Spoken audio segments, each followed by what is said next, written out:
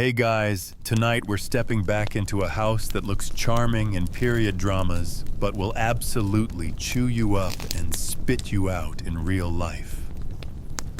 Imagine waking up under heavy velvet drapes in a creaky old bedroom, where the wallpaper is trying its best not to peel, and a draft sneaks in from every corner. Your nose is cold, your toes are colder, and the air smells like a combination of soot, mildew, and something vaguely medicinal. That's because you're smack in the middle of Victorian England, and you probably won't survive this. So before you get comfortable, take a moment to like the video and subscribe, but only if you genuinely enjoy what I do here. And hey, tell me your location and local time in the comments. I want to know if you're listening from a modern apartment in Chicago or a countryside cottage in Cornwall. Now dim the lights, maybe turn on a fan for that soft background hum, and let's ease into tonight's journey together.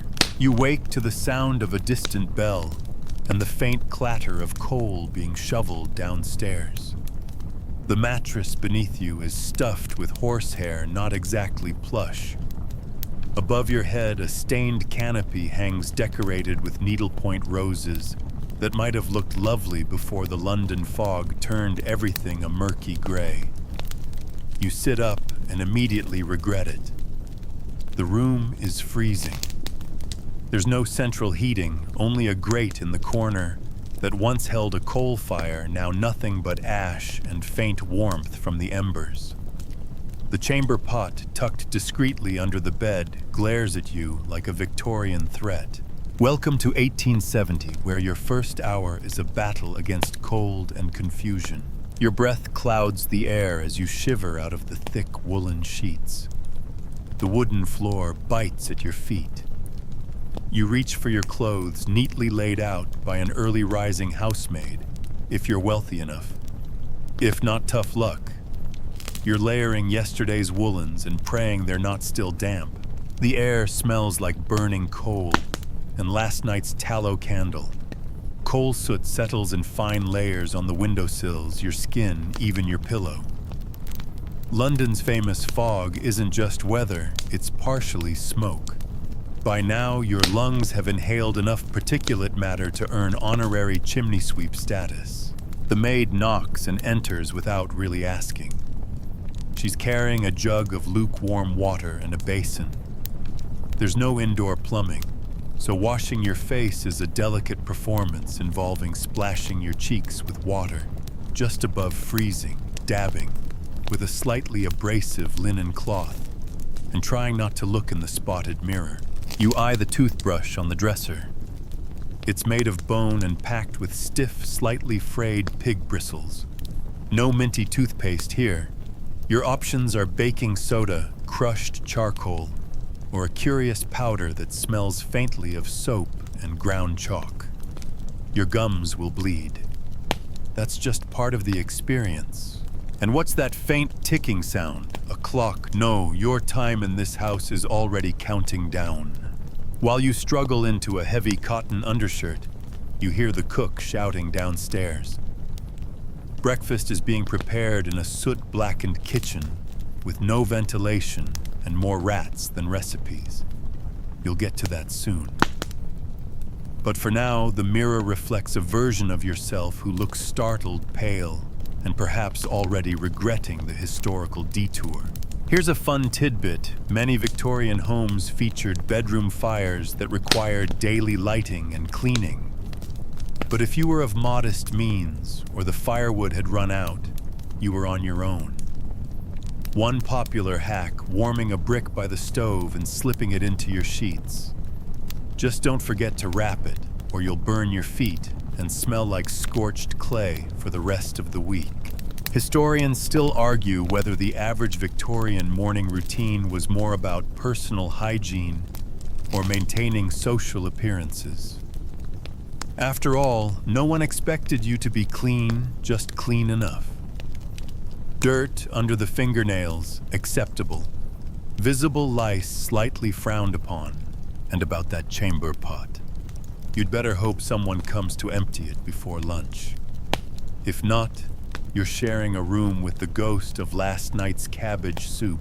As you finally get your boots on, buttoned, not laced, and stiff as cardboard, you pause for a moment at the window. Outside, you can just make out a lamplighter on the street corner, extinguishing last night's flame with a long pole. A milk cart rattles by. Somewhere a child coughs. You'll hear a lot of that.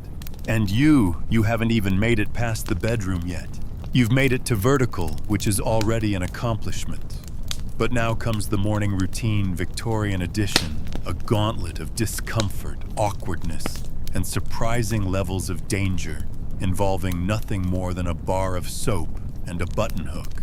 You shuffle over to the washstand, where the maid has left you a basin of cold water and a bar of gritty rose-scented soap that somehow dries out your skin and leaves it sticking.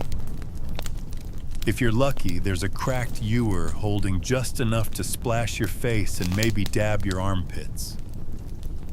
A full-body wash, not unless it's Saturday and someone's fired up the copper boiler in the scullery downstairs.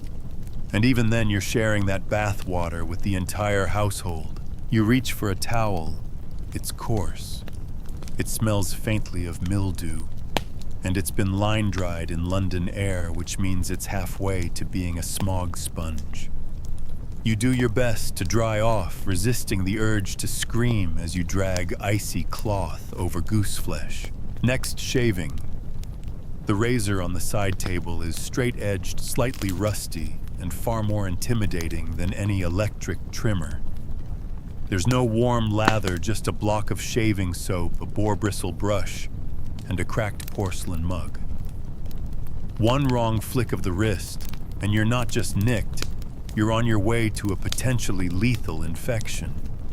Remember, antibiotics are about 70 years away. Better hope your immune system's feeling confident today. Now comes the real trial, getting dressed. Victorians didn't just throw on jeans and a hoodie. No. Dressing is a full-body ordeal. If you're a man, you're wriggling into a long, scratchy undershirt followed by a high-collared shirt that feels like being throttled by a starched napkin. Trousers button, not zip, all the way up the fly and back. Then there's the waistcoat, the cravat, which takes at least 6 tries, the overcoat, and if you're middle or upper class, a pocket watch chain to wrangle. Shoes laced, buckled, or buttoned with a special hook that you forgot how to use halfway through the 3rd boot. If you're a woman, I'm sorry. First the chemise, the drawers, the corset, the stays, the petticoats, the bustle, the overskirt, and finally, the day dress.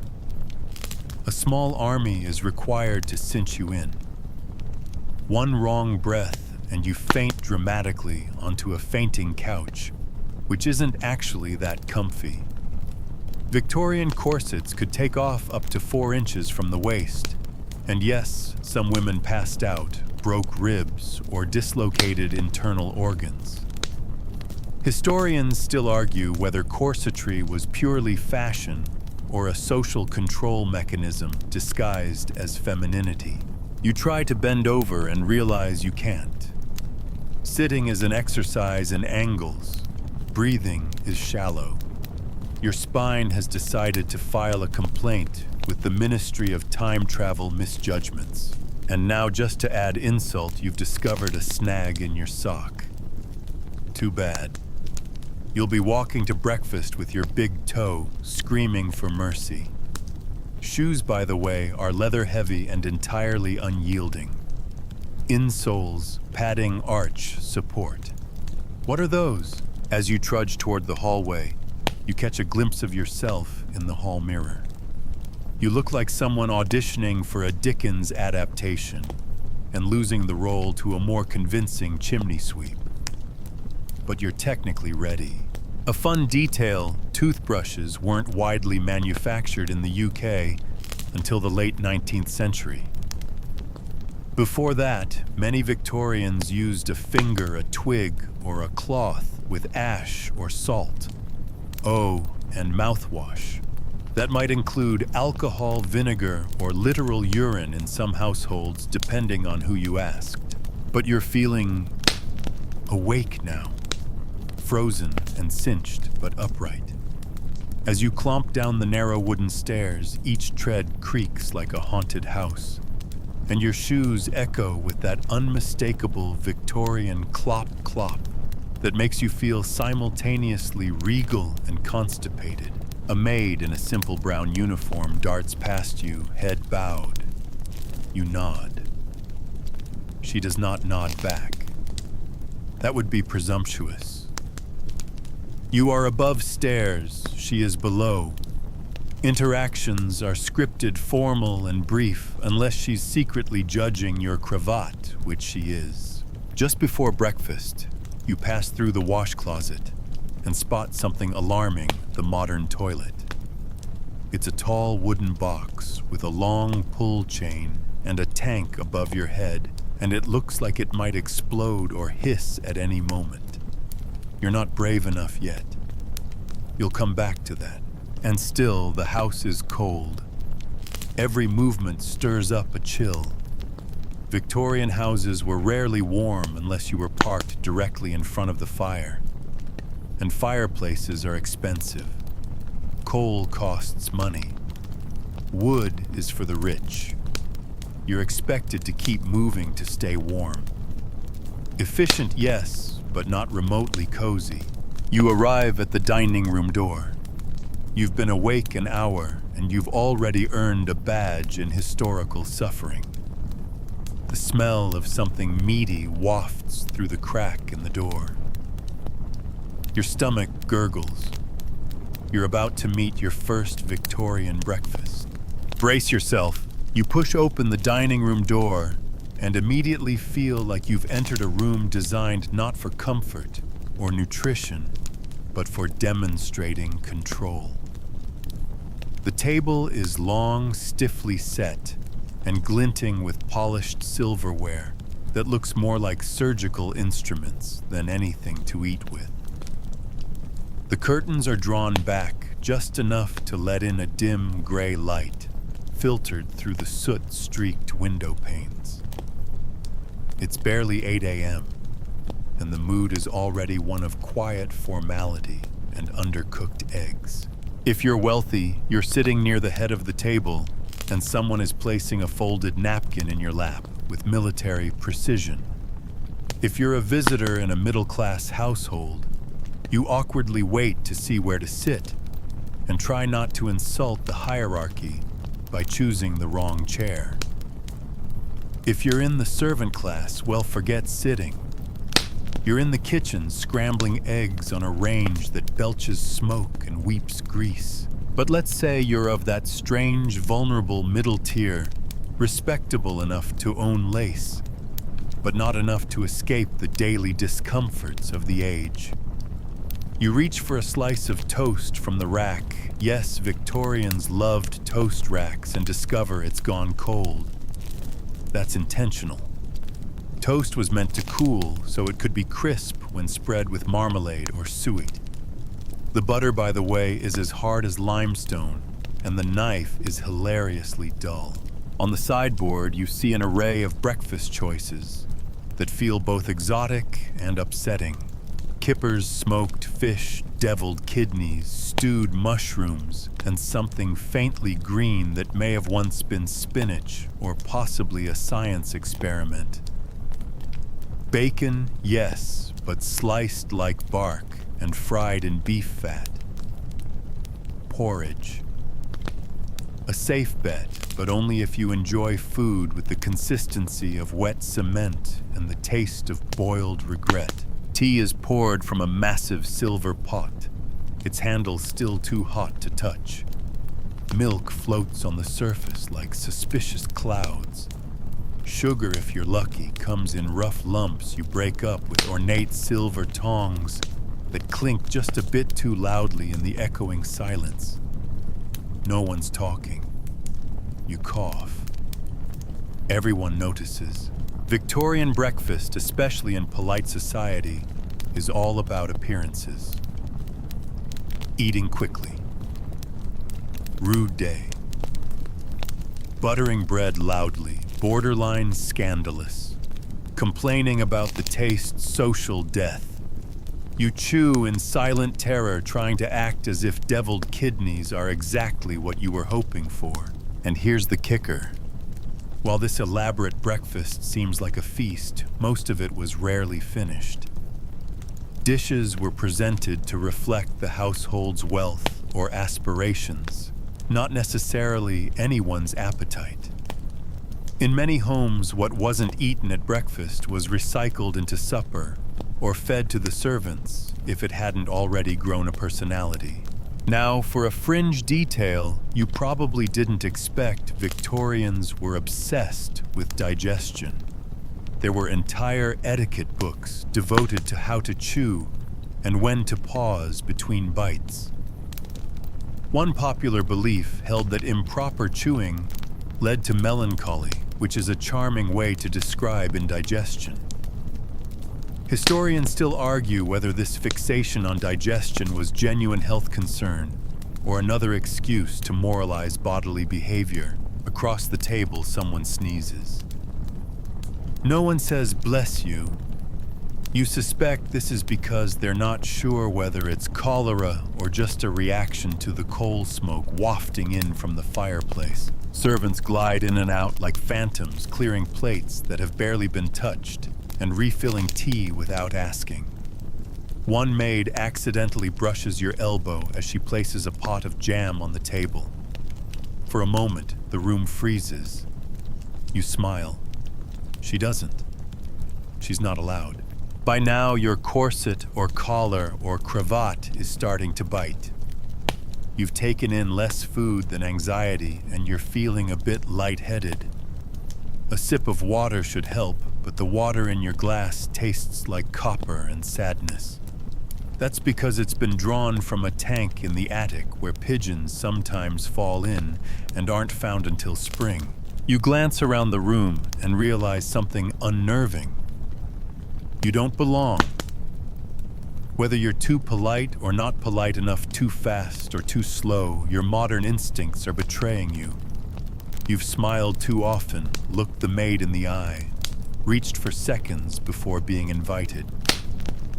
You are in the eyes of 19th century society, an unpredictable variable, and that makes you dangerous. So you sit up straighter. You lower your eyes. You pretend the tea isn't bitter and that the bacon doesn't taste like salted tire tread. You're beginning to understand Victorian life is less about living and more about performing survival with good posture. Finally, someone clears their throat and announces the day's plans.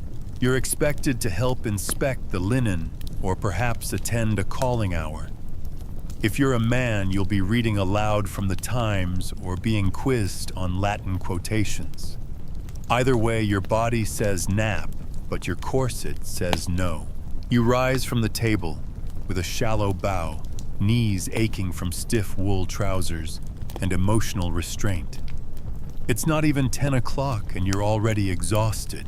And to think laundry day hasn't even started yet. You make your way back upstairs, half full of questionable porridge, your spine stiff from furniture and formality.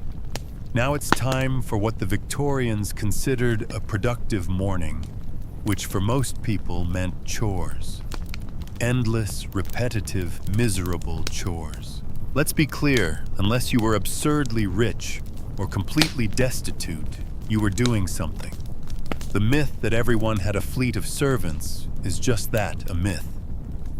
Many middle-class households could afford perhaps one or two exhausted, underpaid maids, and the rest that fell to you. The fireplace in your sitting room is full of cold ash. That's your job. You grab the coal scuttle, the little metal shovel, and the blackened brush, and begin scooping the dusty remnants of yesterday's warmth into a tin bucket. Each scoop sends up a cloud of soot that coats your sleeves, tickles your throat, and leaves tiny trails across your cuffs. You're filthy within minutes. and this is just fireplace 1 of 5. Of course, there's no vacuum. That's decades away. Instead, you sprinkle damp tea leaves across the carpet to keep the dust down, then drag a stiff wooden brush back and forth until your arms go numb. You're supposed to move the furniture too, but your corset or cravat is currently winning a slow-motion battle against your rib cage. You do your best. The dust doesn't care. It wins. And speaking of winning, meet the domestic schedule. Every day of the week had its assigned labor. Monday was wash day. Tuesday was ironing. Wednesday was mending. Thursday was polishing. Friday was baking. Saturday was scrubbing. Sunday you got to sit still and pray your back stopped aching. Laundry day, by the way, was a special kind of punishment. You'd haul water from the pump or kitchen boiler, dump it into a zinc wash tub. Add lye soap so caustic it could clean a conscience, and then get this: stir the clothes with a stick. No gloves. Your hands would sting, peel, and crack. And God help you if you forgot to pre-soak the underclothes or mixed darks with whites.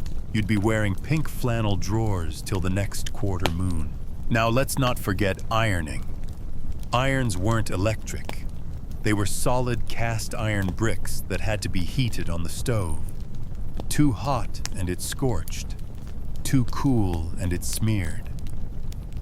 Historians still argue whether anyone ever actually enjoyed ironing lace cuffs, or if that was just a fever dream brought on by arsenic wallpaper. Oh right, the wallpaper.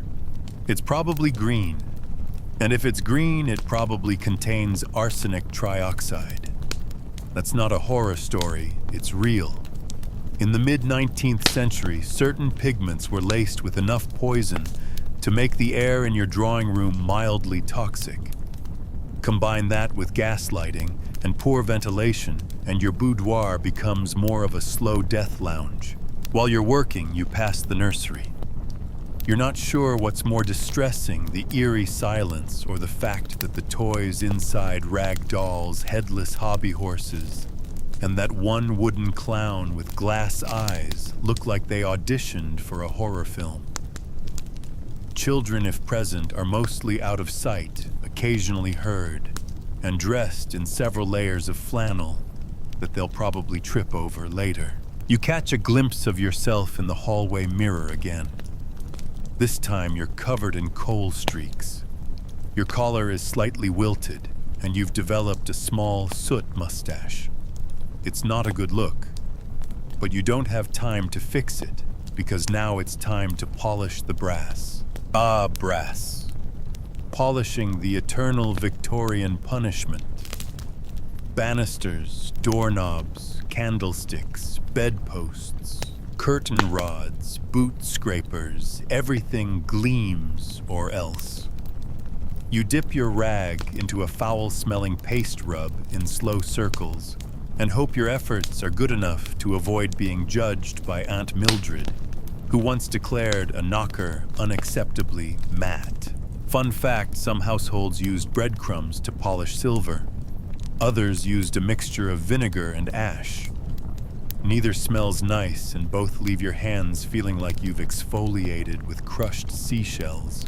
You pause to breathe and realize your mouth tastes like soot soap and burnt toast. That's normal. There's no bottled water. You cup some from the pitcher near the window and immediately regret it. It's room temperature and has a suspicious leaf floating in it. You're probably fine. Probably. At this point, you're sweating through your chemise or waistcoat, and it's not even lunchtime.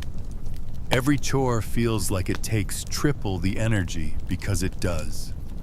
There are no appliances, no shortcuts, and absolutely no ergonomic handles. Your back aches from brushing carpets. Your arms are jelly from hauling coals.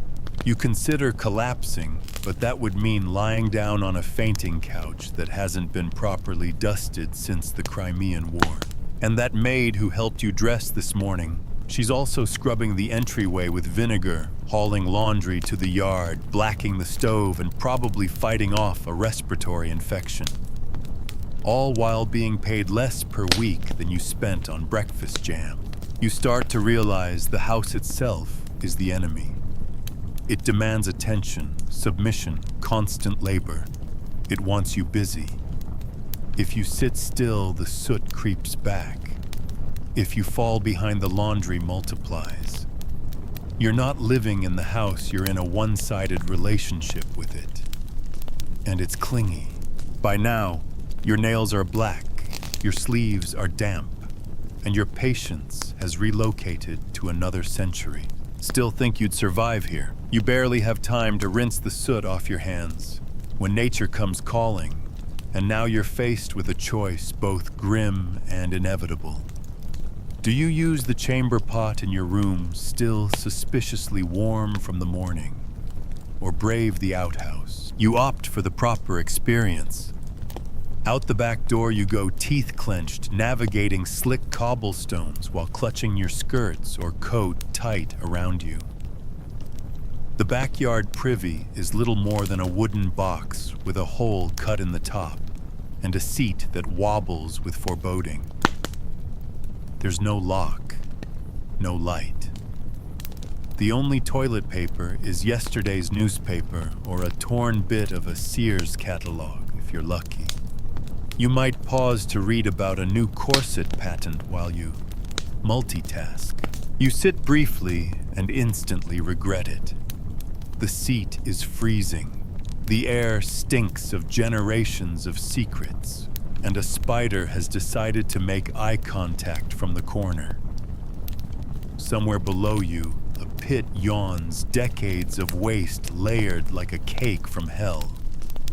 Victorian sanitation was enthusiastic in theory, but in practice, less so. And here's a foul little fringe detail in some households.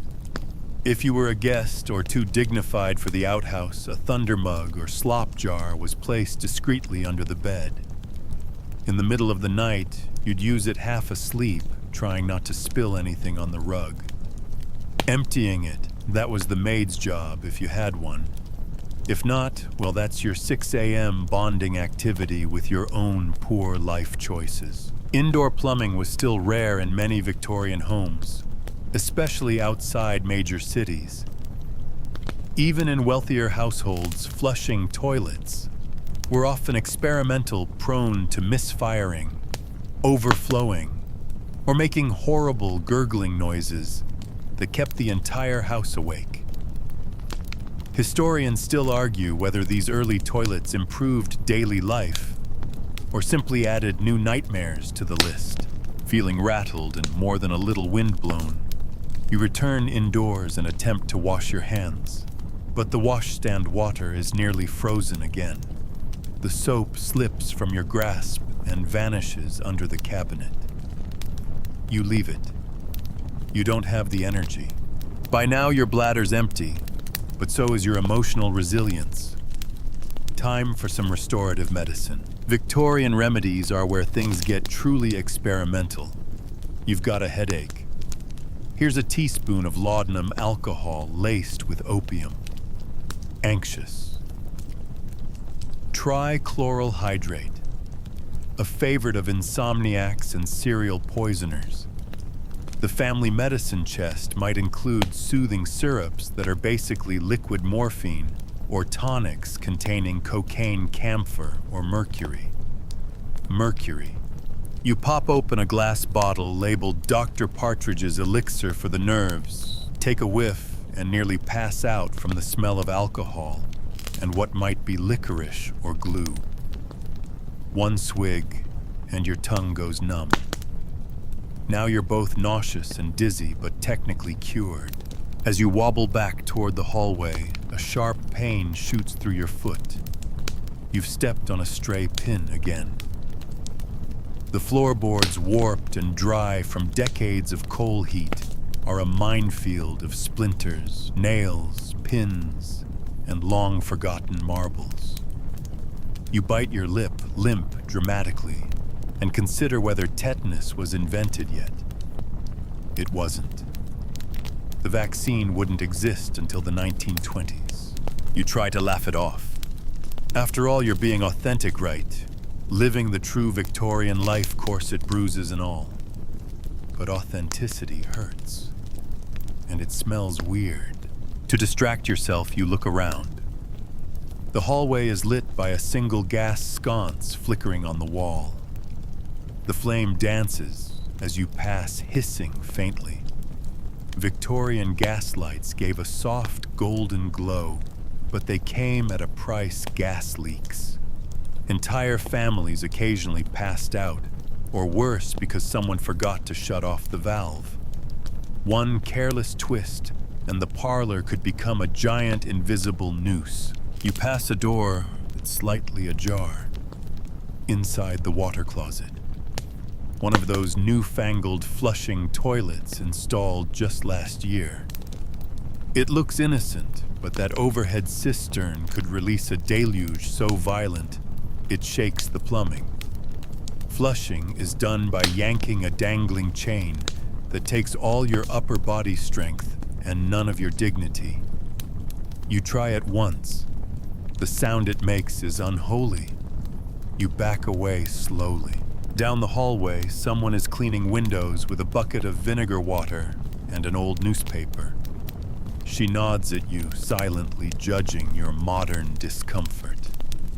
You nod back, wondering if she'll later describe you as the twitchy one who nearly fainted during her own bowel movement. Eventually, you find a quiet corner with a stiff-backed chair. You sit gingerly. The room is cold. The fire hasn't been lit here in days, and the air smells like damp wool and faint despair. You try to write a letter, another daily Victorian ritual, but the ink bottle has dried up and the pen nib scratches like a claw. There's no phone to scroll, no playlist to tap, no comfy hoodie to throw on.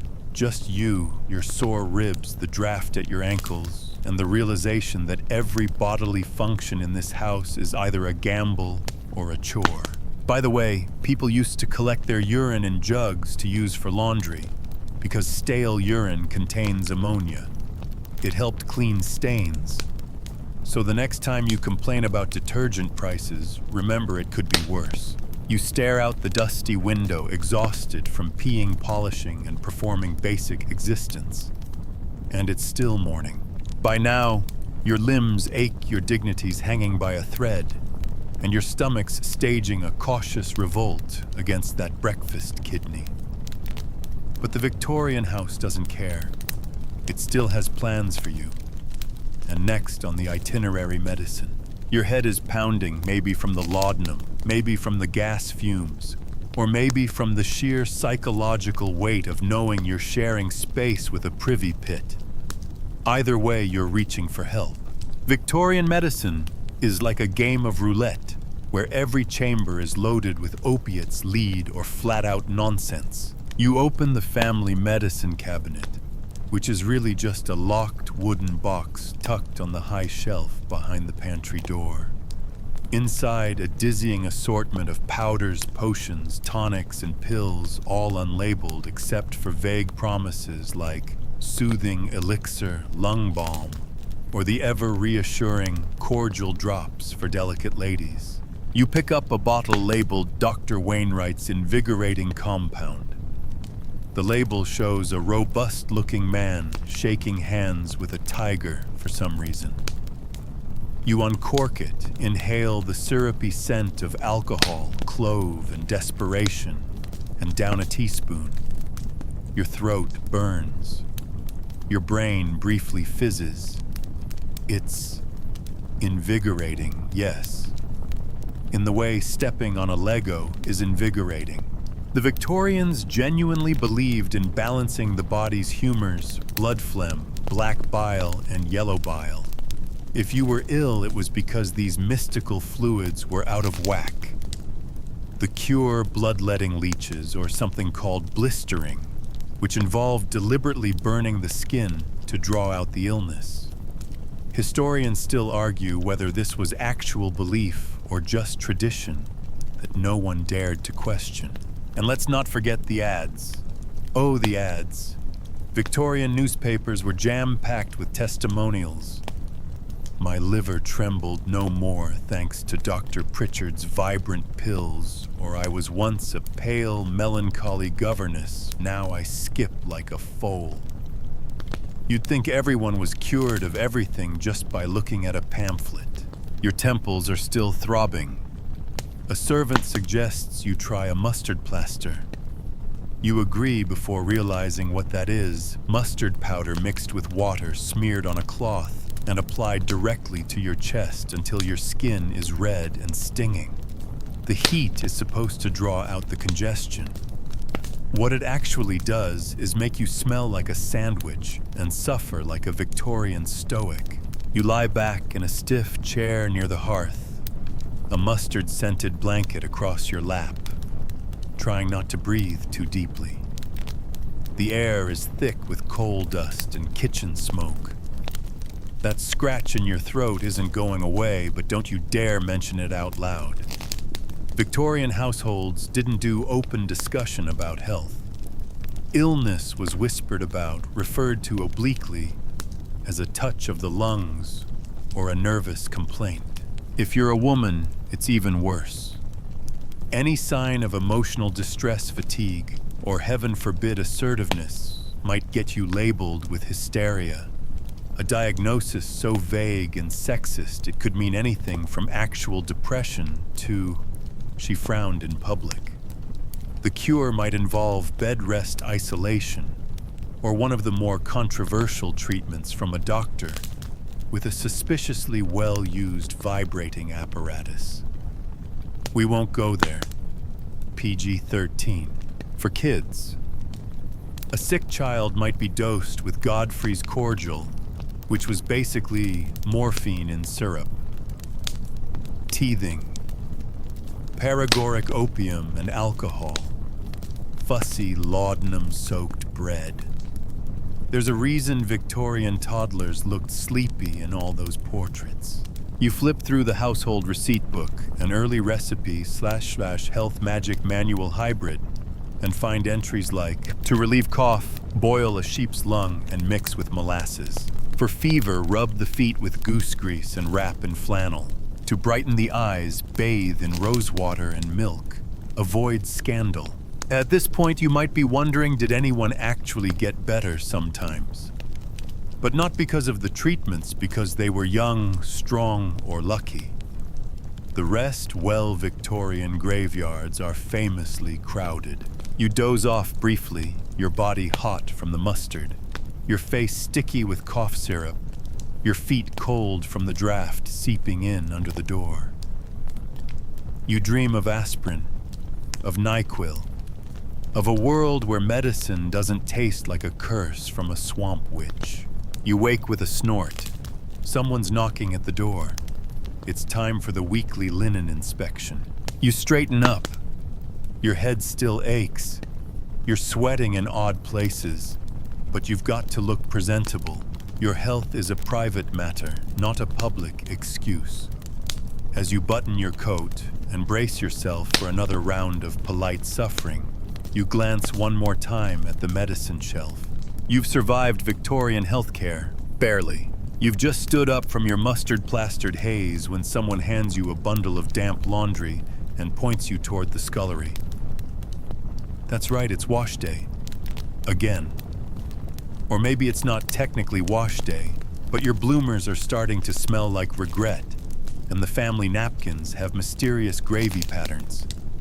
Either way, in a Victorian house, laundry waits for no one. Down you go to the back of the house where the scullery, basically a glorified utility dungeon, is already humid and echoing with the sound of dripping water and passive-aggressive scrubbing. The ceiling drips. The floor is stone. Your boots slip a little on the wet surface, and someone has left a washboard leaning at an ominous angle against a wash tub the size of a coffin. This is where things get personal. Victorian laundry was an ordeal.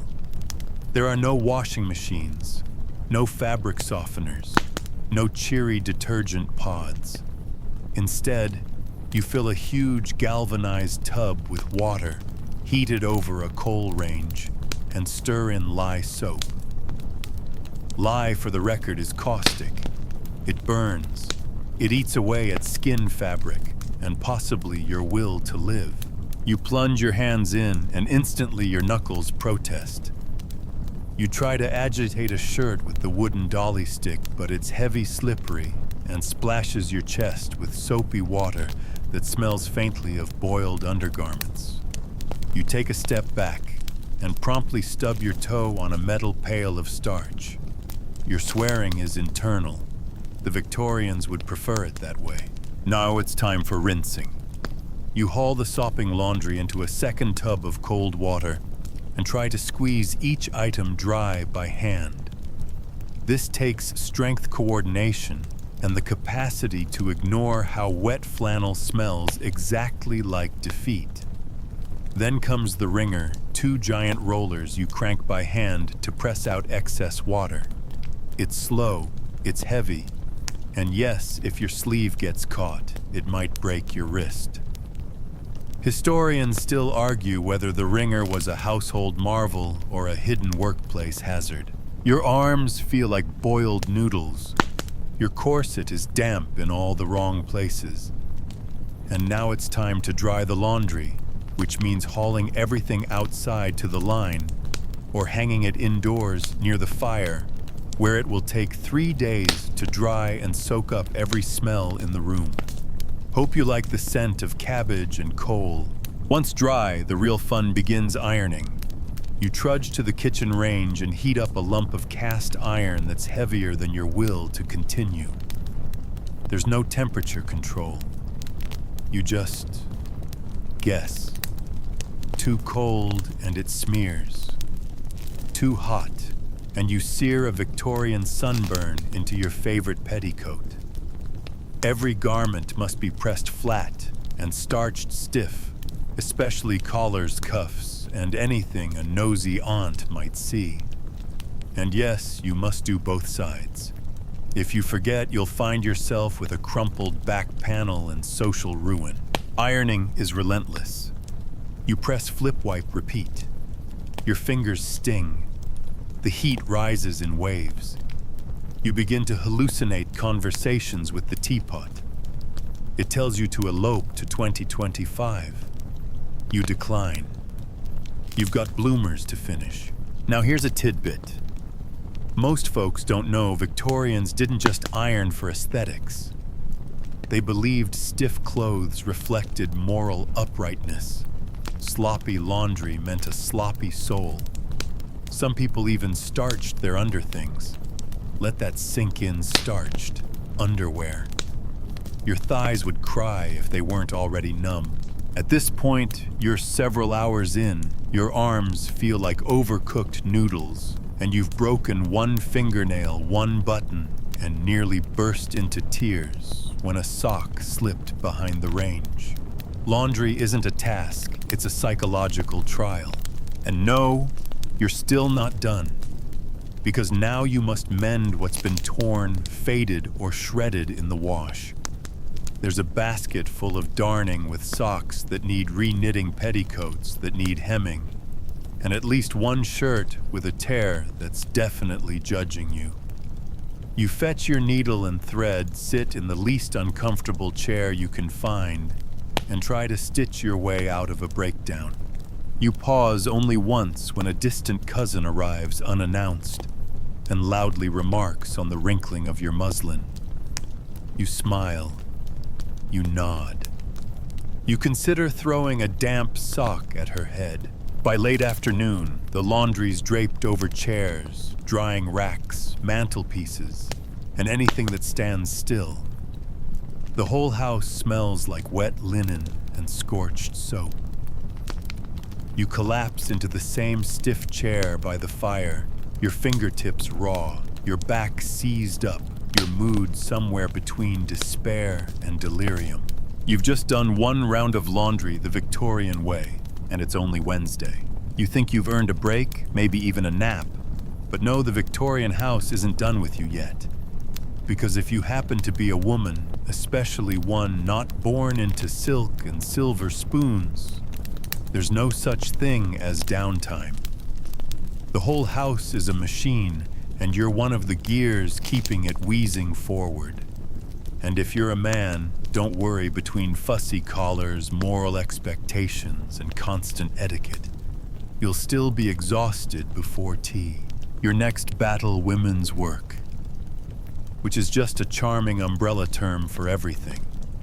You'd imagined women's roles in the Victorian home as prim embroidery and pouring tea into china cups. You were wrong. So wrong.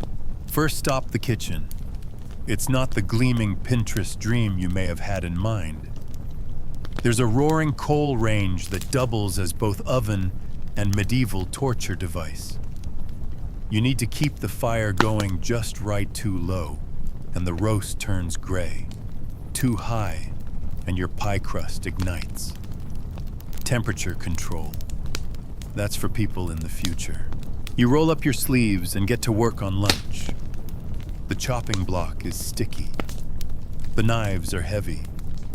And the only meat available today is something called collared head, which when you unwrap it turns out to be the boiled face of a pig. Smile and all. You do your best not to gag while stuffing it with spiced breadcrumbs and wrapping it in cloth. And now comes the boiling. Everything is boiled. Cabbage, kidneys, milk. Even the coffee.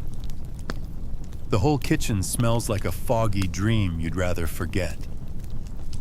You glance toward the window for air, but of course it's shut tight to keep out the smog air so thick, Londoners joked you could spread it on toast. Meanwhile, you're expected to maintain grace, decency, and a spotless apron, no matter that your cheeks are flushed from coal fumes, and your fingernails are permanently dyed beet purple. Victorian ideals weren't interested in how hard you worked, only how good you looked doing it. Laundry, mending, scrubbing, and cooking weren't hobbies. They were a full-time, unpaid job performed without modern tools and with very real consequences. Burn the roast, you might be shamed. Fail to starch the linens. Expect a visit from your mother-in-law and an hour-long lecture about moral decay. Leave a bit of soot on the windowsill. Prepare for neighborhood gossip. And you weren't just looking after yourself. Most women oversaw the health, clothing, education, and moral hygiene of the entire household. That meant wrangling children, managing servants if you were wealthy enough, and keeping every drawer button and curtain in line. The work never stopped.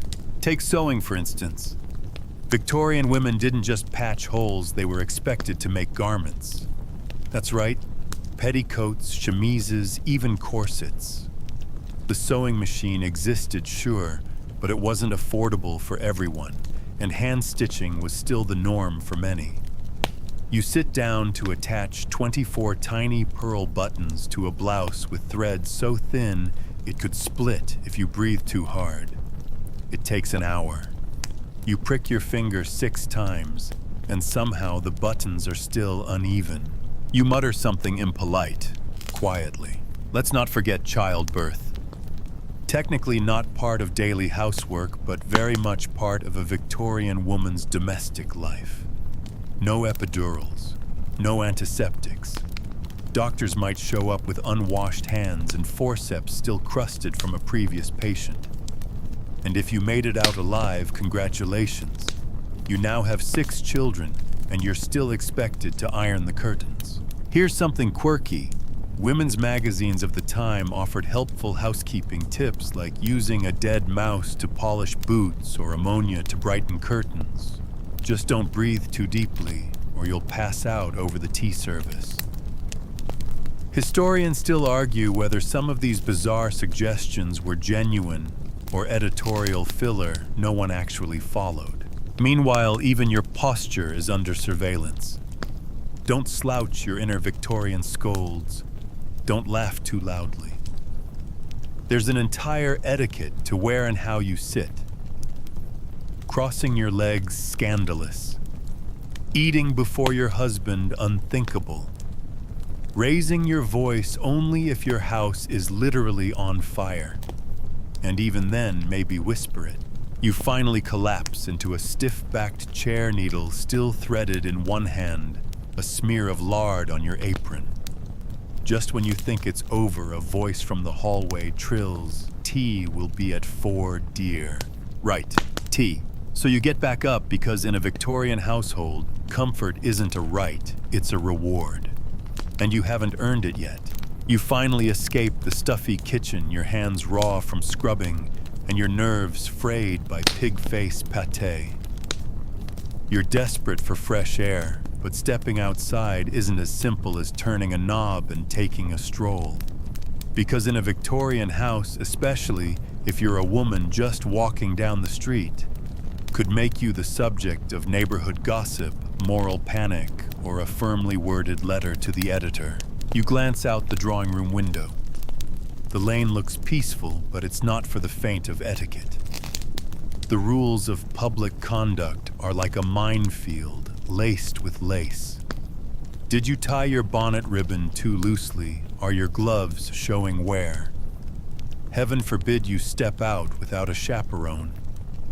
Because unless you're heading directly to church, a charity meeting, or a relative's home, your mere presence outside is suspicious. Victorians were obsessed with propriety, especially when it came to women. It's not just about where you go, it's about how. Your gait, your gaze, even the angle of your parasol sends a message. If you're too confident, too quick, or God forbid, too friendly, you could be mistaken for the wrong sort. And no, not the kind of wrong that gets you a quirky Netflix biopic. More the kind that ends in whispered reputations and shut doors. Even men weren't immune. Stroll without a top hat or an appropriate purpose, and you risk being labeled a loafer or idler, a particularly damning classification in an age that worshipped industriousness and punctuality. Everything had to be purposeful. Leisure, when permitted, was tightly curated. Think park promenades, not lounging on the grass. Now you try your luck. You ease open the front door. The street is foggy, thick with soot and horse dung. You step carefully because underfoot is a chaotic mix of cobblestones, slop buckets, and the occasional squashed rat. A passing man tips his hat. You nod, then panic. Was that nod too familiar or not warm enough? You're spiraling and you've only made it to the end of the block. Remember the idea that showing an ankle was scandalous? Historians still argue whether that was a genuine cultural boundary or just a satirical exaggeration by later generations. But one thing's clear, modesty wasn't just about what you wore, it was a performance. From speech to stride, you were expected to exude virtue and submission, all while navigating a world designed to limit your presence. You pass a group of children playing hoops. One of them whistles. A nearby woman gasps and clutches her collar. You're already infamous. It's hard to imagine in our modern era of earbuds and joggers, but being seen alone could be socially devastating. Unaccompanied women in public spaces were often associated with moral failure. Even shopping required strategy. You'd enter through separate ladies' entrances, speak in hushed tones, and heaven forbid you ask for anything personal, like a corset or a tonic. That's what errand boys were for, ironically more informed about women's hygiene than women themselves. And even if you had the perfect dress, the perfect hat, the perfect escort, there was still the issue of time. The Victorian day was a rigid thing, segmented by the toll of bells and the striking of clocks. Morning was for visiting, afternoons for calling cards, and evenings for supervised entertainment. Miss one of these windows, and you were suddenly odd, disrespectful, or out of place. There were guidebooks, literal manuals teaching you how to behave in the world. One such gem, The Habits of Good Society, offered tips like, one should never speak of anything, which could suggest the digestive process. So, no mention of food body functions or even hunger, just vibes. You try to breathe deep, but the air is thick with smoke. Your lungs feel heavy. Victorians had a term for this pea soupers, those choking fogs in cities like London that blended coal smoke, moisture, and general filth into something you could practically chew. People walked with handkerchiefs over their faces, or simply stayed indoors. It wasn't until the 1950s that anyone bothered linking this fog to massive spikes in mortality. But here in the 1870s, it's just a bit of weather. You stumble back toward the house-boned corset, digging in with each panicked breath. A horse-drawn cab nearly splashes your skirt with slush. You flinch, thinking the fabric's ruined, which might as well be a death sentence for your social standing. You glance up. 3 different neighbors are watching through lace curtains. You smile politely. Too late. Back inside, you slump against the door, trying to calm your heartbeat. You've survived a Victorian walk. Barely. And this was just you going outside. You sit on the worn velvet settee by the window, still shivering from your short excursion into Victorian society's version of fresh air. But let's be honest, fresh isn't really the right word. Victorian air is less a breathable atmosphere and more a thick stew of industrial leftovers, manure, and misery. You crack the window open just a hair, hoping for relief. Instantly, a waft of sulfur soot and something suspiciously fishy hits you in the face. That dear friend is London or Manchester or any booming 19th century town on a good day. You don't breathe the air so much as chew it. Each inhale comes with a light coating of coal dust. And that's if you're lucky enough not to live near a tannery glue factory or slaughterhouse. It's not just unpleasant. It's dangerous. The infamous London fog wasn't charmingly Dickensian. It was a toxic blend of industrial smoke and damp air so thick it could blot out the sun at noon. People died during these fogs, stumbling into the Thames, suffocating in alleyways. Historians still argue whether the authorities downplayed the health risks or genuinely had no idea what coal smoke was doing to entire cities. You lean farther out, observing the street. Children cough as they skip rope. A milk cart rolls by its wooden wheels, squelching in mud and manure. The air tastes faintly of tar and cabbage, probably from the soup being reheated for dinner. There's a dead pigeon in the gutter. You shut the window quickly. Indoor air isn't much better. Remember that parlor you admired earlier? Stuffed with drapes, carpets, and thick upholstery. All of that fabric traps dust, smoke, and bacteria.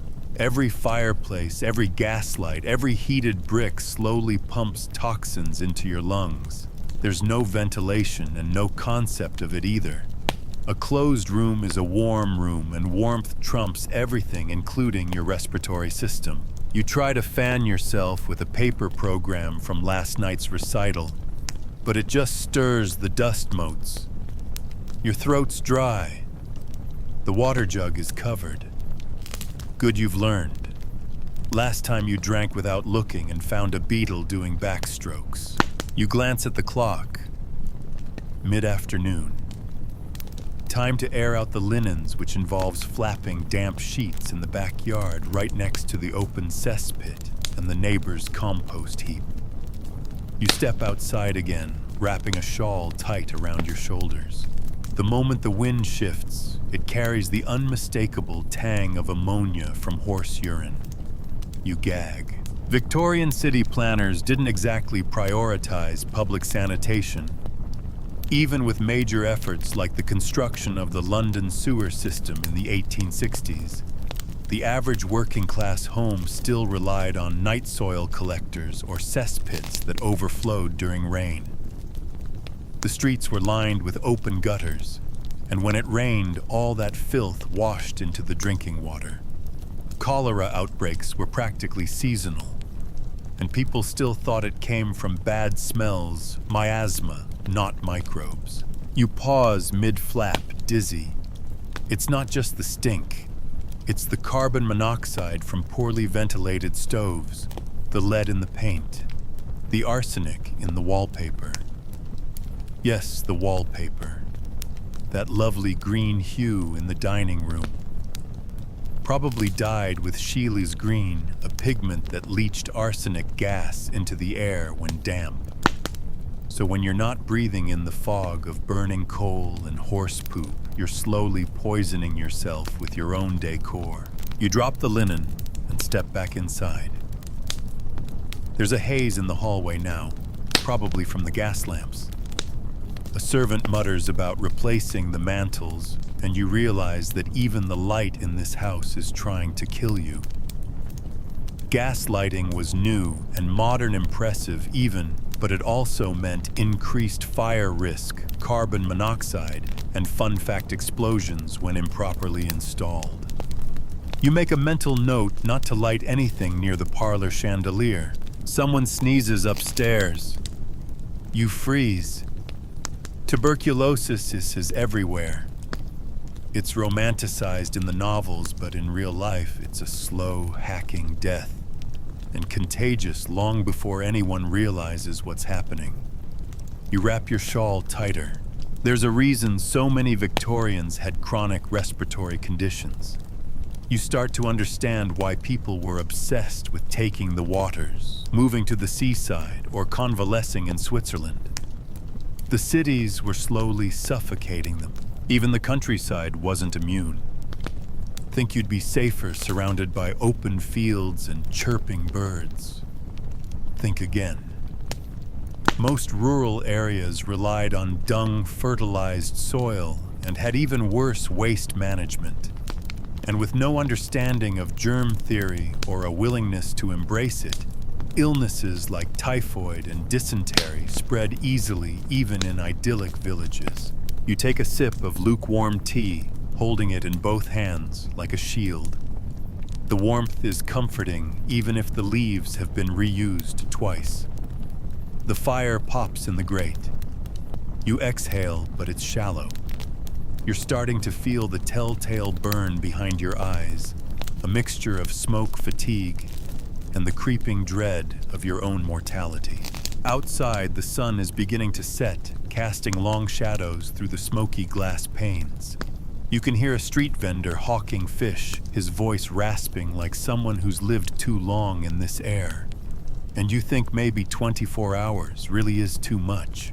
You collapse into a high-backed chair near the fireplace, trying to catch your breath, and maybe your sanity. Your skin itches, your throat burns, and your brain is foggy with what might be arsenic vapors or just pure Victorian sensory overload. But don't get too comfortable, because it's time for what the lady of the house calls hygiene. Ah yes, cleanliness, that elusive concept in the 1800s. On the surface, Victorians were obsessed with being proper and presentable. Gloves always on shoes, always polished, lace collars starched to painful perfection. But beneath those pristine layers, let's just say, if cleanliness is next to godliness, you're in the devil's guest room. You're ushered upstairs to the bathing chamber. Not a bathroom. Those are rare, and mostly for the elite. This is more of a glorified dressing room with a small copper tub and a chipped jug of lukewarm water. A maid has been heating the water since dawn over the stove bucket by bucket, and the total result is barely enough to splash your knees. Still, you strip down and step in. The water's tepid, already cooling, and vaguely smells like the iron kettle it came from. There's no soap, at least not what you'd call soap. Instead, it's a crumbly grayish cake of lye-based cleanser that smells faintly of tallow and coal tar. You try rubbing it between your palms. It squeaks, and not in a clean way. Scrubbing isn't easy. The Victorian mindset leaned more toward refreshing the surface than actual exfoliation. Besides, too much bathing was thought to open the pores to disease.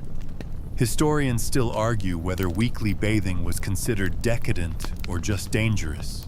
Either way, it's not frequent. You rinse off using the same water you're sitting in.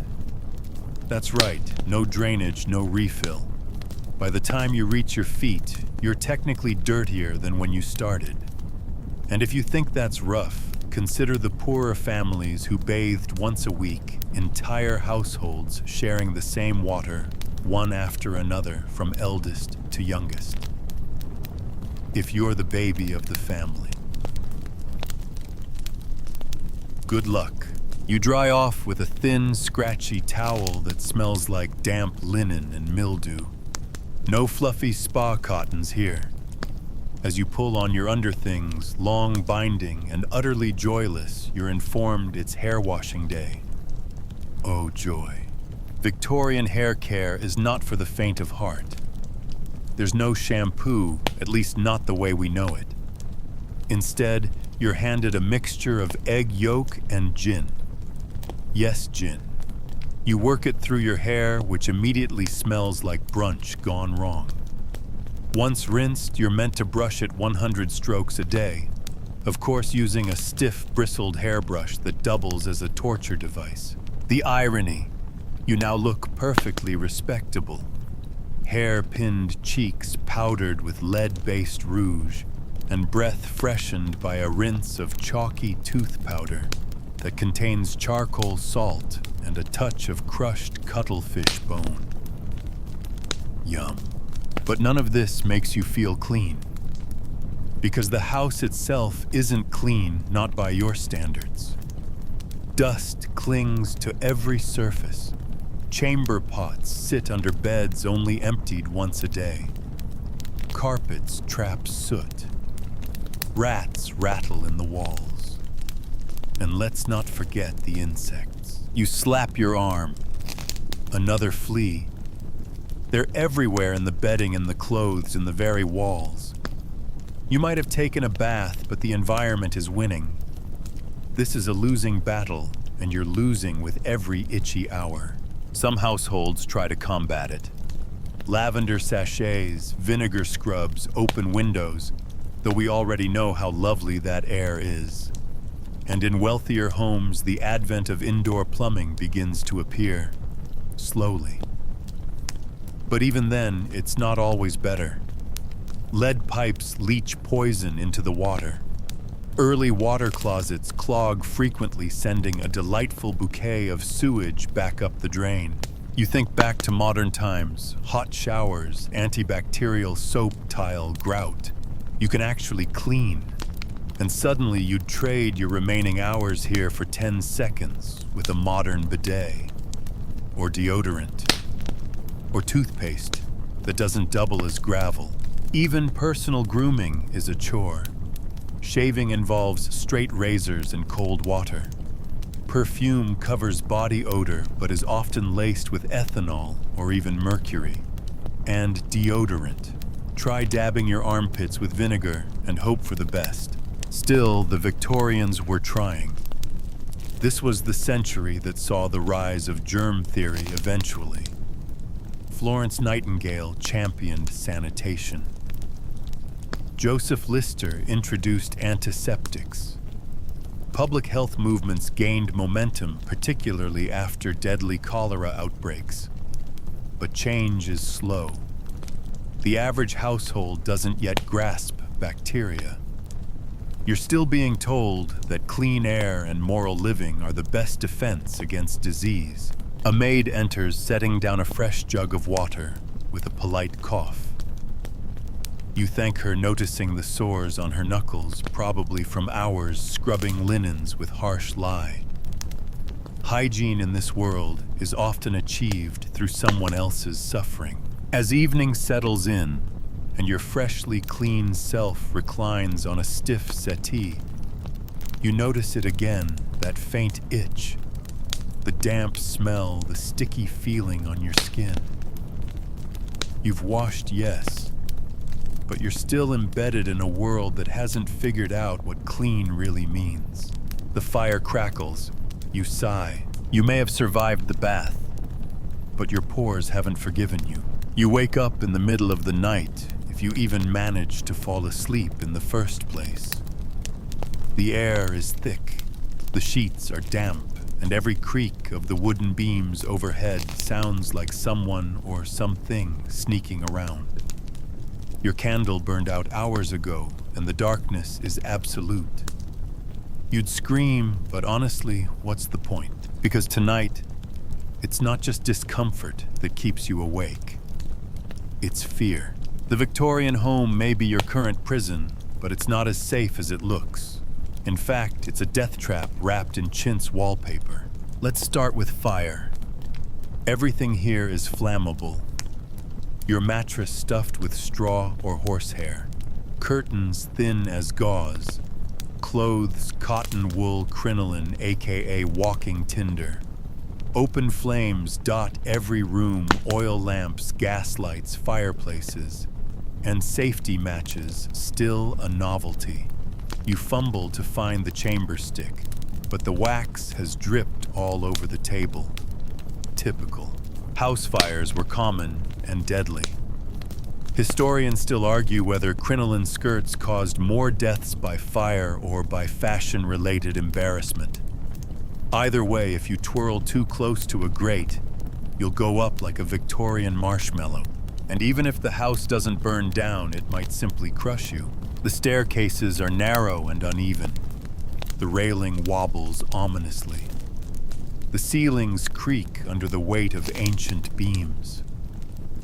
Plumbing additions, if they exist, are often haphazard, sometimes causing entire floors to collapse from moisture rot.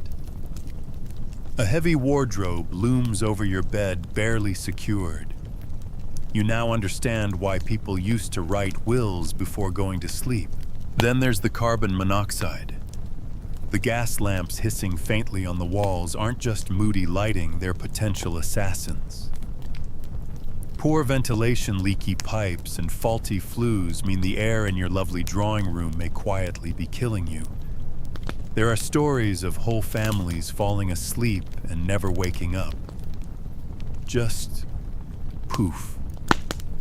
A gentle fade to black.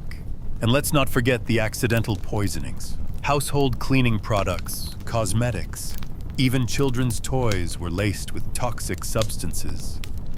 Arsenic in wallpaper, lead in paint, mercury in thermometers, and in tonics for indigestion. You sneeze and wonder, is that green pattern on the wall Victorian style, or Victorian death fog? Of course, not all threats are accidental. Crime is alive and well in the age of gaslight and cobblestones. The streets outside are patrolled only sporadically, and police work is still more theater than science. CSI London is not a thing yet.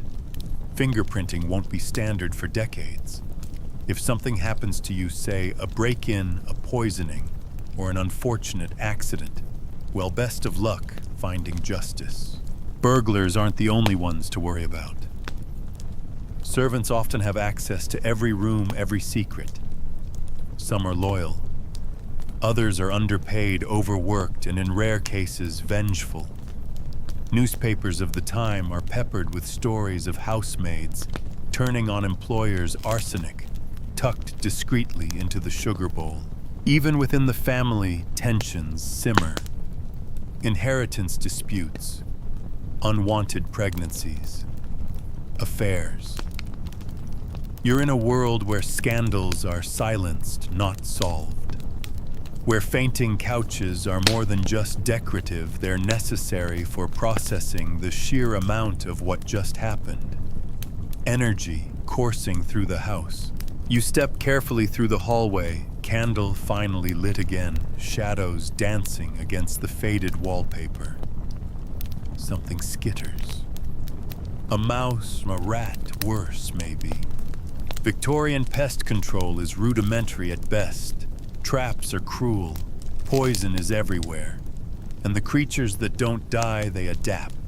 There's a story you half remember about someone losing fingers to a sewer rat. You press your hand against the wall and feel it, the unmistakable hollow thud of a mouse highway. The scratching continues. Sleep, who has time for that? You make it to the parlor thinking maybe the couch will feel safer. Spoiler, it doesn't. The upholstery crackles under your weight. You could swear something just moved underneath the cushion. This is survival in a Victorian house, a battle between what's seen and unseen, what's designed and what's decaying. Every square inch of this place hides danger, from fire to falling timber, from parasites to poison. But perhaps the worst part isn't physical. It's the sense that no matter how still everything looks, it's all on the brink of collapsing. You peer out the window. A fog has settled thick and yellowish. That's not poetic mist, that's industrial smog. The infamous London pea soupers that killed thousands. The air chokes with coal dust and sulfur dioxide. You close the window and cough. And still there are expectations.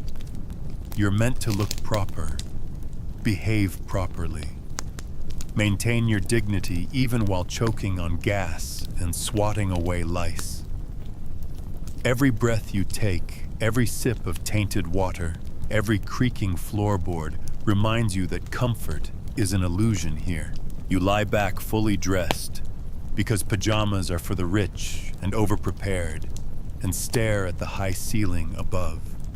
A spider dangles lazily from the crown molding. Welcome to the 19th century, it seems to say. And you know what? That spider's probably safer than you are. Dawn finally, sort of. The pale gray light filters through the heavy brocade curtains, casting long shadows on the warped wooden floor.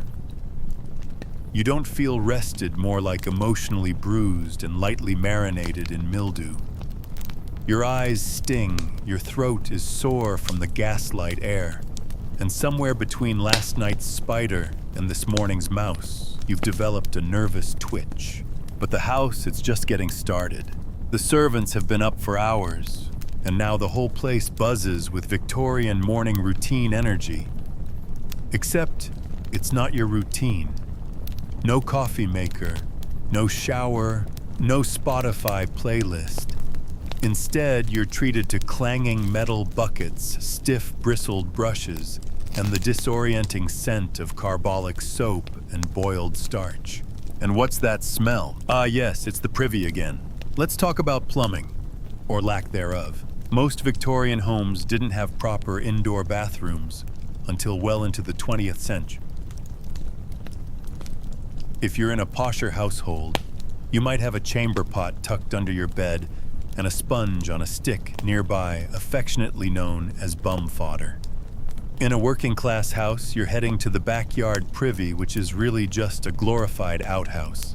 Imagine a brick or wooden shed, flies buzzing a single wooden bench with a hole cut out. No flushing, no privacy. Definitely no hand soap. You're supposed to just deal with it. And if you thought indoor toilets were safe, think again. The earliest flush models often vent directly into open sewage systems. Some even explode from trapped gas. Yes, that's right, spontaneous toilet combustion. Historians still argue whether faulty design or poor ventilation posed the greater risk. Either way, you'll never sit quite so confidently again. Now comes the wash. A full bath is a once-a-week ordeal. Water must be fetched by hand, boiled in giant kettles, then poured into a portable tub dragged to the center of the room. And that's just for one person. You, the guest, go last, which means your water is a lukewarm stew of skin flakes, stray hairs, and if children were bathed first, a hint of urine. You strip reluctantly and ease into the sludge. It smells faintly of soap, coal smoke, and despair. The towel is threadbare and crunchy. You dry off and pull on the only clothes available wool under things, a corset, if you're unlucky, and layers upon layers of itchy, buttoned nonsense. And deodorant. Try a scented pomander, or more commonly, just hope nobody notices. You now understand why everyone is doused in lavender and vinegar. It's not fashion, it's survival. With great effort, you lurch downstairs to breakfast. The dining room is austere with starched linens and heavy silence. The food heavy, too. Salted meats, kippers, porridge thicker than wet cement. Tea, thankfully, but it's lukewarm, weak, and vaguely metallic. Sugar was still a luxury in many households, so it's probably been replaced with molasses or simply omitted altogether. You chew mechanically and watch a housemaid polish the silver with what appears to be spit and a rag. You're not even halfway through your first bite when you realize you're already behind. Victorian mornings start early and are punishingly productive.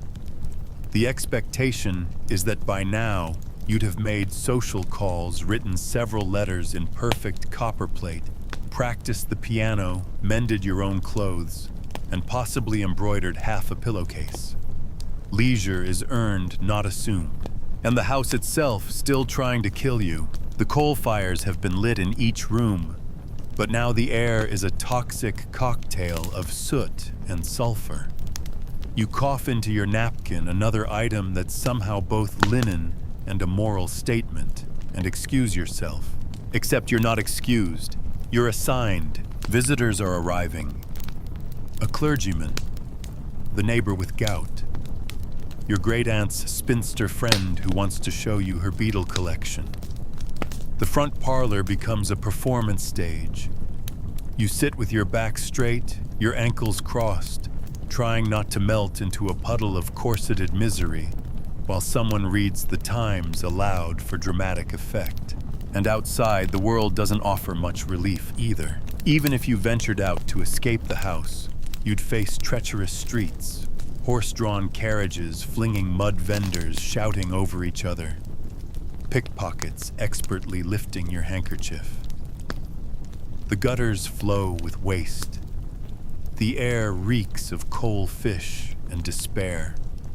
You pass children working in factories, women scrubbing steps with bleeding hands, and chimney sweeps no older than 10.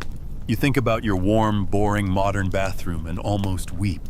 Because by Victorian standards, this house is comfortable. That's the real kicker.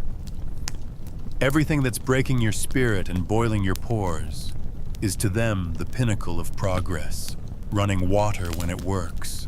Lighting that isn't just a tallow candle. Furniture built to last and maim. These aren't failings, they're features. You retreat to the hallway mirror and catch your reflection.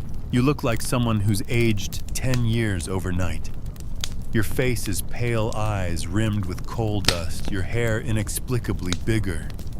You're starting to get the haunted, hollow look of someone who's been through things. Possibly the Crimean War. Back upstairs, the bedroom beckons, but not for sleep. You must now change outfits for your afternoon dress. You sigh. You button. You tighten. You wilt. Welcome to the house that never lets you rest. A house with its own agenda. Its own rhythms. Its own subtle war against your sanity. And you're losing. You'd think things might ease up in the afternoon. They do not. The Victorian house has no concept of downtime, only a rotating schedule of decorum and discomfort. Your body aches. Your mind is fogged by coal fumes and boiled cabbage, and yet the pace only accelerates. At precisely 3:45 p.m., a bell rings. Afternoon tea. It sounds quaint. Cozy, even. But it's more ceremony than refreshment.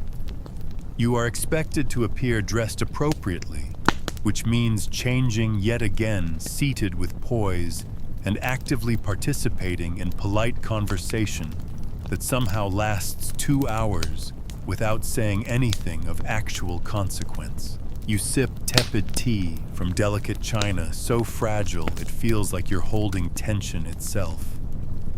A silver tray appears bearing cucumber sandwiches so thin the cucumbers seem ashamed to exist.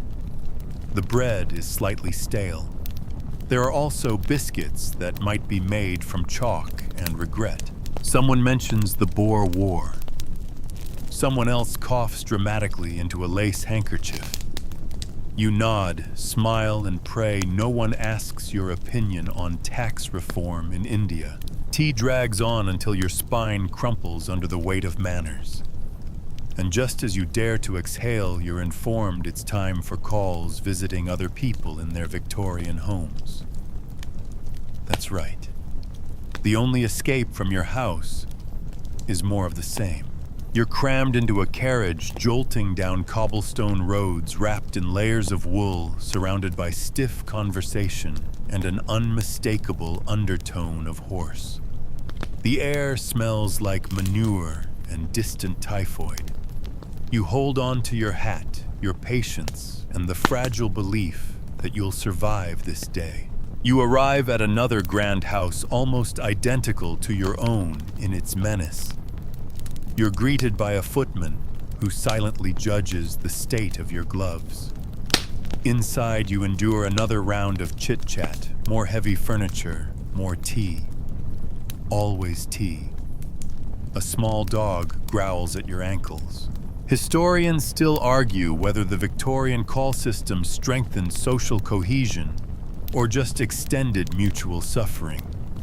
One thing's clear, everyone hated it, but nobody could stop. Back home, you peel off your outerwear, a process that takes 15 minutes and at least one other human to help. Your corset has fused to your rib cage. You're certain one of your toes has gone permanently numb. You lean against the wall for support and nearly knock over a decorative vase that costs more than your rent. Now comes the final horror, the drawing room. You join the family for the evening wind down, which is really a performance in civility. Someone reads aloud from Dickens. Someone else embroiders aggressively. A third tunes a harp. There's no TV, no scrolling, no zoning out. You must engage lest you appear rude, and being rude is worse than smallpox. The room is dim, lit by flickering gas lamps and a hearth that's mostly smoke. Shadows stretch across the walls like Victorian ghosts. You catch a glimpse of yourself in a mirror. You're pale, wilted, and somehow wearing lace in places you didn't authorize. Then finally, you're told it's bedtime, but not before prayers. Kneeling on cold wooden floors, you recite a few lines in your most pious monotone. Your knees crack like aged floorboards. The candle flickers ominously. You're led up the stairs in silence, accompanied only by the soft creak of steps and the ever-present Victorian gloom. You return to your bedroom, a chamber of aesthetic violence. You're back in the high bed, surrounded by shadowy wallpaper, a ticking clock that sounds like judgment, and that same spider who's now settled in the corner and has possibly started a family. You undress with great effort, tugging at laces, unfastening a minimum of 27 buttons, and folding garments that weigh more than your dignity. You lie down, but the bed doesn't comfort. The mattress is straw uneven and filled with the faint crunch of mystery. Your pillow is embroidered with moralistic sayings. The blanket smells like the past, and the silence. It's not peaceful, it's suspicious. Because the Victorian house does not rest. You hear distant rattling pipes, the groan of timber beams settling like tired bones. Maybe a rodent in the walls. Maybe a ghost, hard to tell. They both scratch at your sanity. You curl up and try to sleep, muscles aching, lungs full of soot, skin irritated from wool and coal dust. Your body is in survival mode, your mind replaying every moment of social tension, every whiff of raw sewage, every cramp from the corset that almost won. And it dawns on you again, this was just a normal day. This isn't punishment. This isn't a horror movie. It's a lifestyle. One millions of people endured. Many even considered it refined. But you wouldn't last 24 hours. Not without crying, collapsing, or catching something vaguely fatal from the privy. You shift in bed, hoping for sleep, but your pillow has a button that presses into your temple like a Victorian metaphor. And tomorrow, it'll be exactly the same. Midnight tolls from somewhere deep within the belly of the house. You lie motionless beneath a quilt that weighs as much as a small dog, listening to the echo of chimes drift through narrow halls and cold staircases. You've survived tea calls, corsets, gaslight headaches, and a brush with arsenic tooth powder. Surely you can just sleep. Not quite. Victorian nights come with their own customs, rituals, and miseries. First, you must contend with the fire. It's burned low, but not out. That's a problem. If it dies entirely, your room turns into an icebox by 2 a.m. But if you stoke it too much, you risk carbon monoxide poisoning. A delicate balance. You poke it nervously, scattering embers like forbidden fireflies. And then the bed warmer. A metal pan filled with coals slid under the sheets to take the chill off. Sounds cozy. Except now the bed sheets smell like scorched linen and terror. You fan them, trying not to set the whole mattress alight. The fire hisses. You cough. You're still coughing. You blow out the candle. Darkness falls like a heavy curtain. Not peaceful darkness. This is the kind that presses on your chest, thick with the sense of watching eyes and unloved dolls. Your ears adjust first. You hear the floorboards stretching. The pipes clank, releasing the day's tension. Is that a breeze or a sigh? The Victorian house doesn't sleep, remember. It lurks. And just as your body begins to go limp, a thump. You freeze. Footsteps on the stairs, soft, uneven. A servant, a burglar, the cook's cat, or the ghost of your great-aunt Judith, still furious, you scratched her teacup.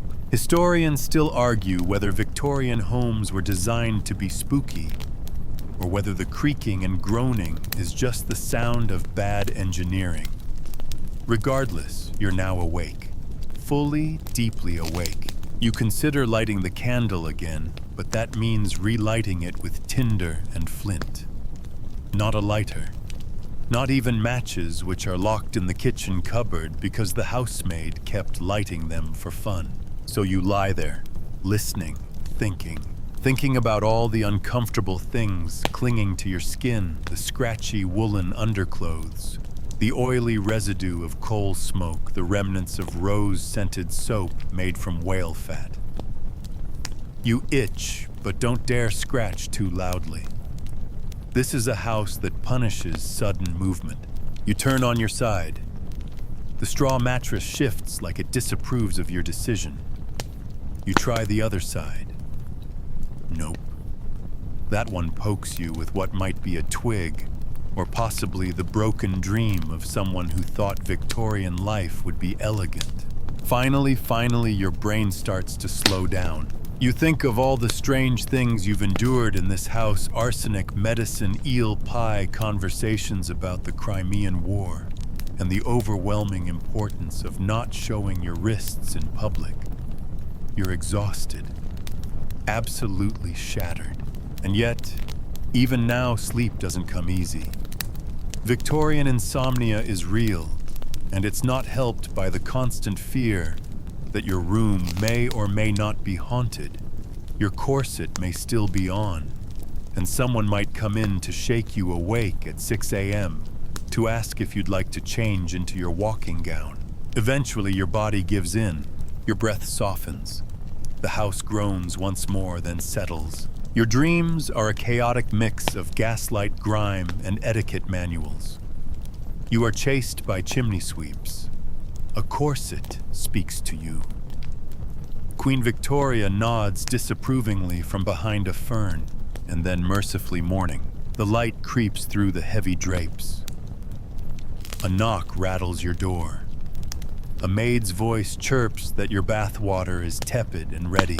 You have survived the full 24 hours. Barely. And as you sit up, limbs stiff, hair a mess of pins and soot, you realize the truth. Victorian life wasn't quaint.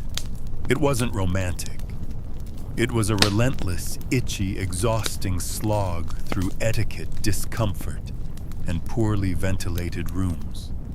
A single day has left you shattered, humbled, and seriously reconsidering the past. You wouldn't last another one. Word count 1057. One down, 300 words. And now you can let go. The corset is gone. The chamber pot forgotten. No more whispers through the gaslit hallways. Just you here now, safe, warm, modern. Breathe in, let your shoulders drop as the weight of coal smoke, creaking floorboards, and embroidered expectations slip away. There are no servants watching, no etiquette books judging, no fire to stoke, just the hum of your room, the gentle light behind your eyelids, and the quiet rhythm of now. You've walked through that Victorian house, felt its bones, its ghosts, its heavy wallpapered silence. You've survived the corsets and cough syrup, the strange food and the quiet fears, and now all of it can fade like mist lifting from a cold window pane. Each breath is a step back into your own time. Softer, slower. Let yourself sink deeper into your mattress, free of straw and buttons. Let the warmth gather around you, not from a coal pan, but from calm, steady comfort. Your heartbeat is calm, your limbs loose. That flicker of imagination still dances, but gently now, like candlelight, just before sleep. Nothing is chasing you. Not the maid, not the gas leak, not even Aunt Judith's ghost. Only silence, rest. Let the ticking clock become distant. Let the last whisper of Victorian fuss drift into dreams. You've had enough adventure for tonight. Now sleep. End of script. Sweet dreams.